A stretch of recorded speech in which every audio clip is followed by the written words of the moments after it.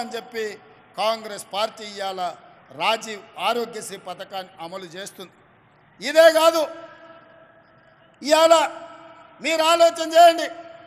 ఒకనాడు కట్టెల పొయ్యి మీద వంట వండాలంటే పచ్చి కట్టెలు అడవిలోకి పోయి తీసుకొచ్చి పొయ్యిలో పెట్టి ఊతే అవి మండక పొగ వచ్చి ఊపిరితిత్తులకు పోయి ఆడబిడ్డలు క్యాన్సర్ వచ్చి చచ్చిపోయేది. పిల్లని ఇవ్వాలంటే ఆలోచన చేసేది. ఎందుకంటే ఈ కట్టెల పొయ్యి మీద మా పిల్లతోని వంట చేపిస్తే మా పిల్ల చచ్చిపోతుంది అని చెప్పి తల్లిదండ్రులు బాధపడుతున్న క్రమం. ఆయల్ల సోనియమ్మ ఆలోచన చేసింది. ఆడబిడ్డల కన్నీళ్లు తూడవాలంటే కట్టెల పొయ్యిని అటకెక్కించాలి, గ్యాస్ పొయ్యి సిలిండర్ ఇవ్వాలని దీపం పథకం ద్వారా ఆయల్ల ఆడబిడ్డలకు గ్యాస్ పొయ్యి సిలిండర్ ఇచ్చి 400 రూపాయలకే ఆనాడు సోనియమ్మ మీకు సిలిండర్ ఇచ్చింది.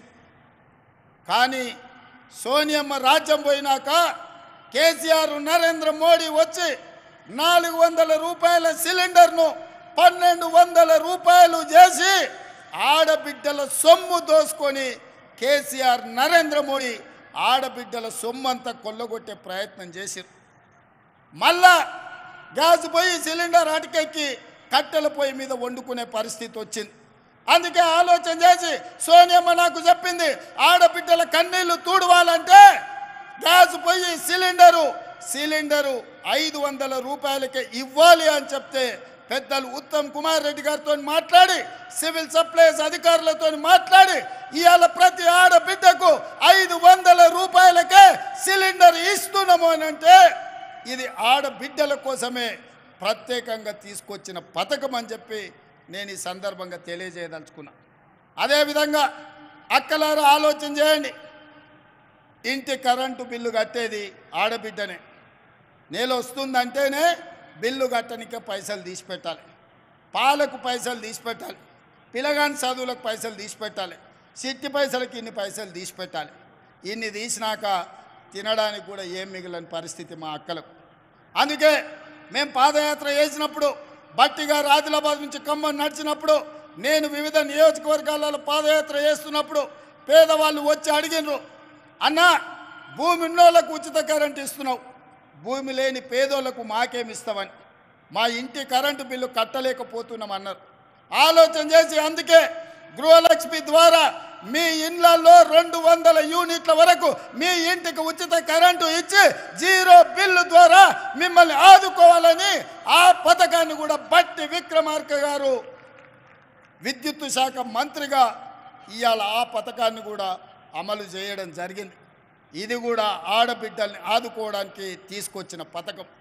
అదేవిధంగా పెద్దలు పొంగులేటి శ్రీనివాసరెడ్డి గారు వాస్తవంగా ఇందిరమ్మ ఇల్లు ఎన్నికల తర్వాత చూద్దాం అనుకున్నాం. ఎందుకంటే కేసీఆర్ 7 లక్షల కోట్ల రూపాయల అప్పు నా నెత్తి మీద మోపిపోయిండు. సంసారం దివాలా దీపించిండు, తాగుబోతుల సంసారం చేసిండు, ఎక్కడేమున్నదో తెలియదు, సంసారం చిల్లం పొల్లం చేసిండు, ఏందుందో తెలియదు.